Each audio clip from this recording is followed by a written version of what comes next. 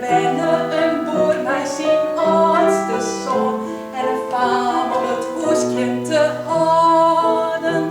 Ja, vrijde mij Sipke, een eerboerenfeind, die doet trouwen al gauw prakkeschere. Maar ja, ik je nog toen je moeder besteed, en Sipke is van langs me crepierre.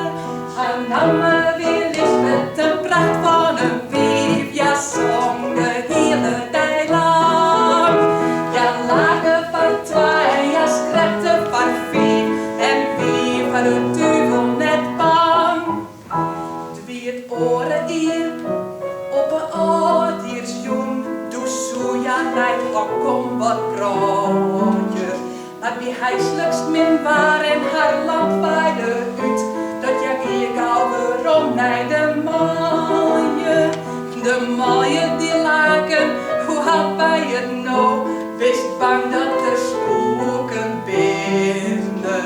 Maar Lisbeth zei nee, ik ben weer net benauwd, ik door nog wel overal heen.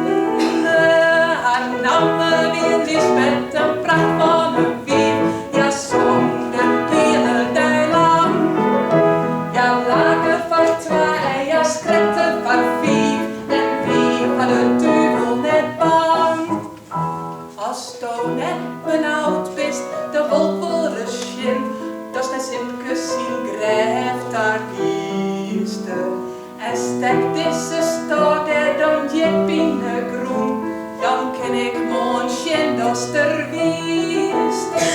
Ja, hier naar het kerkhof en plantte de stok op het grijf dat haar Sipke nou reste. Maar doe je ja een kjal, want je kan net meer los, het grijf dat houden haar vast. Haar namen weer Lisbeth, een pracht van een wief, ja, zong de hele dag lang.